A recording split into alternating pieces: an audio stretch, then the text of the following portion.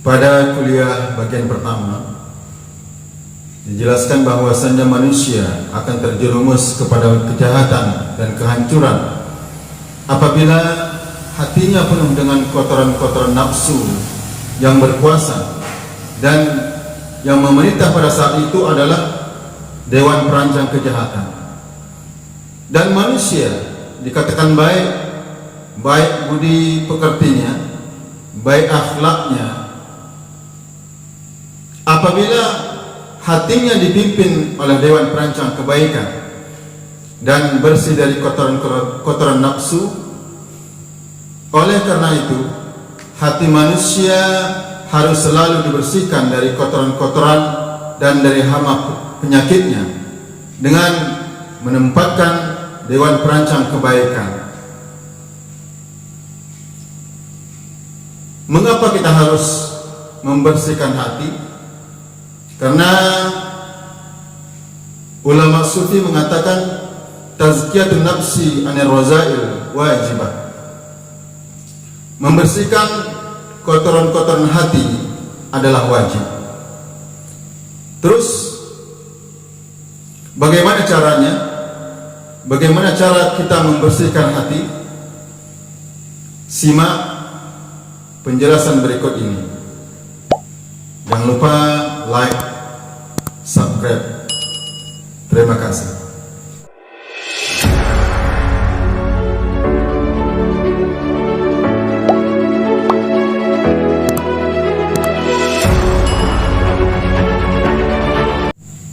Assalamualaikum warahmatullahi wabarakatuh. Bismillahirrahmanirrahim. Alhamdulillahilladzi atana bil wahidati bi fadli rabbina. Alhamdulillah, salatu wassalam alaika wal ali ya khairal anam. Rabbun karim wa anta dhu khulqin azim. Fasfa' lana indal karim. Ya ayyuhal ghafur salamullah alaika rabbini bi'idnillah wanzur ilaya sayyidi binazrah musilatil hadratil aliyah. Amma ba'd.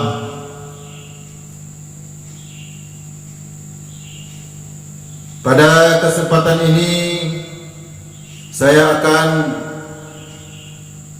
menyampaikan kuliah wahidiyah bagian kedua yang berjudul cara menjernihkan hati atau membersihkan hati.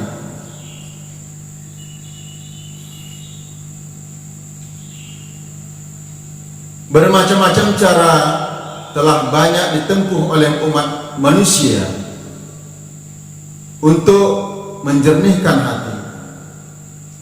Ada yang melalui pengajaran dan pendidikan, kemudian lewat sistem dakwah dan penerangan-penerangan agama, menggunakan media-media massa, surat-surat kabar, majalah, radio, televisi, dan buku-buku agama. Kemudian melalui perkumpulan, organisasi-organisasi sosial, bermacam-macam bentuk pergaulan hidup lain-lainnya. Bahkan ada yang menempuhnya dengan riadah-riadah badaniyah dan latihan-latihan kejiwaan atau kerohanian. Masing-masing dengan metode dan sistematika yang berbeda-beda. Secara umum, cara menjernihkan hati dalam garis besarnya dititik beratkan pada prinsip penanaman pengertian dan ilmu pengetahuan, sehingga diharapkan bisa tumbuh suatu kesadaran. Akan tetapi kenyataan di dalam atau prakteknya tidak semudah itu. Pengertian dan ilmu pengetahuan masih belum memberi jaminan akan tercapainya kondisi hati yang bersih dan jernih, yang terbebas dari pengaruh-pengaruh nafsu, pengaruh-pengaruh dari berbagai jurusan yang merangsang hati manusia, yakni pengaruh negatif yang menyuburkan pertumbuhan dewan perancang kejahatan, maka membersihkan dan menjernihkan hati harus secara terus-menerus kita usahakan. Di samping dengan cara-cara operasi mental atau menjernihkan hati sudah banyak dijalankan oleh masyarakat selama ini, masih ada satu cara yang belum banyak dilakukan orang, yaitu pendayagunaan kekuatan atau potensi batiniah dalam bentuk doa permohonan kepada Allah Subhanahu wa taala untuk memohon hidayah atau petunjuk dan pertolongan Allah. Pendayagunaan potensi batiniah dalam bentuk doa atau permohonan kepada Allah Subhanahu wa taala, baik yang dilaksanakan sendiri-sendiri atau berjamaah, jika dibandingkan dengan pendayagunaan potensi lahiriah dalam bentuk bekerja, berkarya, dan bentuk-bentuk aktivitas atau kegiatan lahiriah lainnya, masih sangat tidak seimbang. Masih banyak peluang, kesempatan, dan sisa kekuatan yang belum dimanfaatkan untuk berdoa, untuk memohon kepada Allah Subhanahu wa taala. Padahal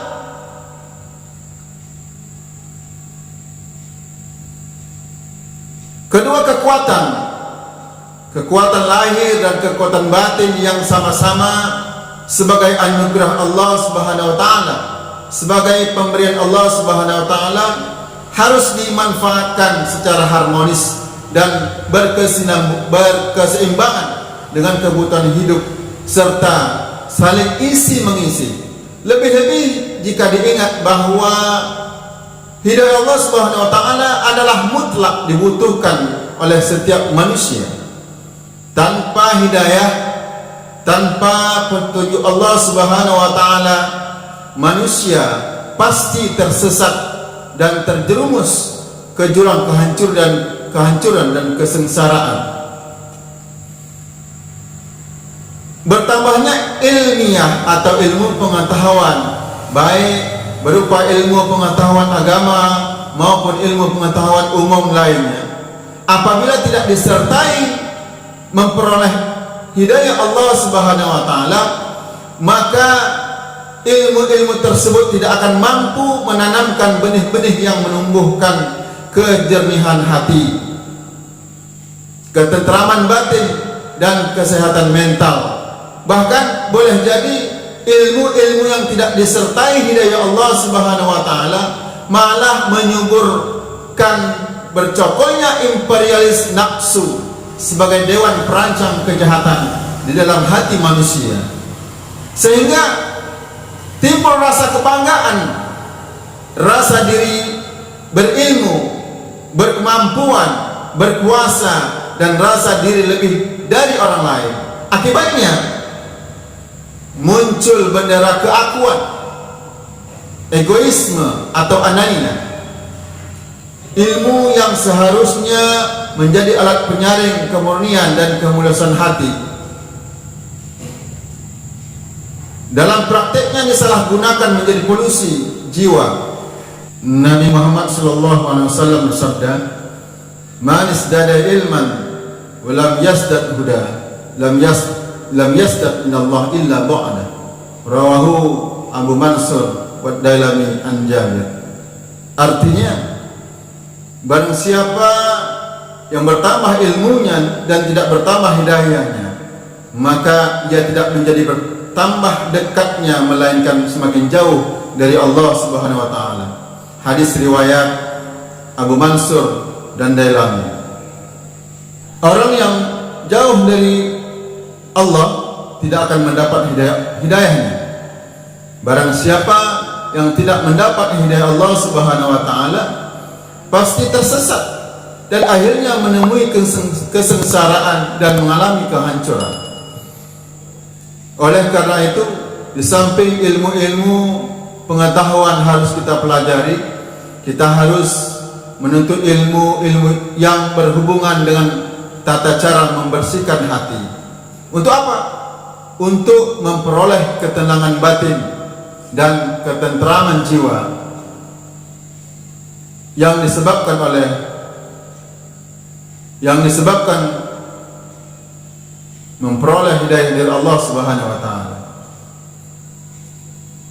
Apakah hidayah Allah Subhanahu wa taala dapat diusahakan? Pasti dapat. Firman Allah Subhanahu wa taala dalam Al-Qur'an surah Al-Ankabut ayat 69 berbunyi, Bismillahirrahmanirrahim.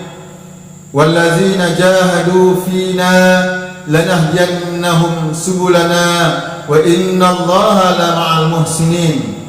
Artinya, orang-orang yang berjihad untuk mencari keridhaan Allah, benar-benar Allah tunjukkan kepada mereka jalan-jalan kami, kepada mereka jalan-jalan Allah, dan sesungguhnya Allah bersama orang-orang yang berbuat kebaikan.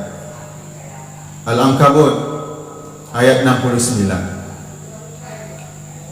Berjihad di sini adalah bersungguh-sungguh, berusaha dengan sungguh-sungguh mencari ridha Allah Subhanahu wa taala dan berusaha menuju kepadanya untuk memohon hidayahnya.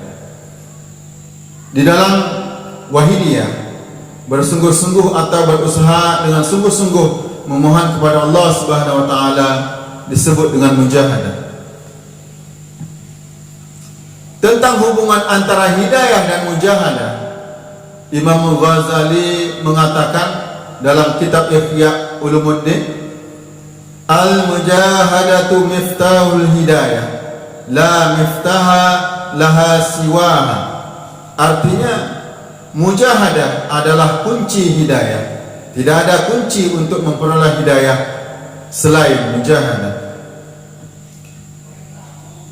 Banyak sekali macam dan jenis doa yang dilakukan orang dengan cara dan bahasa yang berbeda-beda menurut bahasa negara dan daerah masing-masing, dan juga mengikuti tuntunan agama atau kepercayaan yang dianut mereka sendiri-sendiri. Kemudian Rasulullah bersabda, ad-du'a'u silahul mu'min. Artinya, doa adalah senjata orang mukmin. Hadis riwayat Abu Ya'la dan Al-Hakim dari Sayyidina Ali radhiyallahu anhu. Ibarat senjata, maka daya keampuhan dan kegunaan doa juga berbeda-beda. Antara lain berkaitan dengan pribadi atau kepribadian penciptanya, tujuan dan kepentingan apa itu doa diciptakan, situasi dan kondisi pada doa pada waktu doa itu diciptakan, susunan redaksi doa, kaifiyah atau cara pengamalan dan adab-adab ketika berdoa, dan kondisi batiniah dan kejiwaan orang yang berdoa. Misalnya hudur hatinya, khusyuk, ikhlas, kemantapan hati dan sebagainya. Banyak para ulama berpendapat, terutama ulama sufi, berpendapat bahwa doa yang paling diijabahi oleh Allah Subhanahu wa taala adalah doa sholawat. Pendapat ini cocok dengan kenyataan, lebih-lebih untuk zaman mutakhir ini.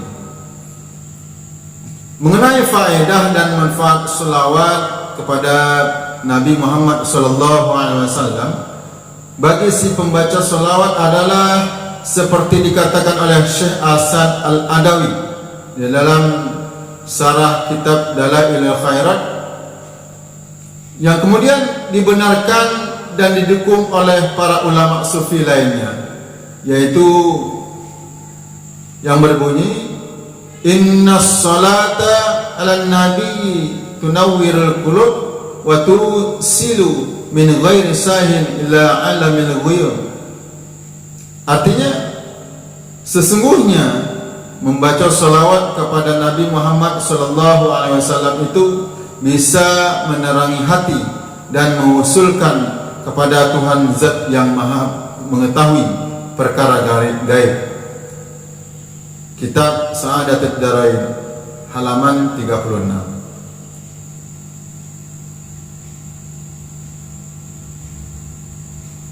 Sampai di sini kuliah Wahidiyah bagian kedua.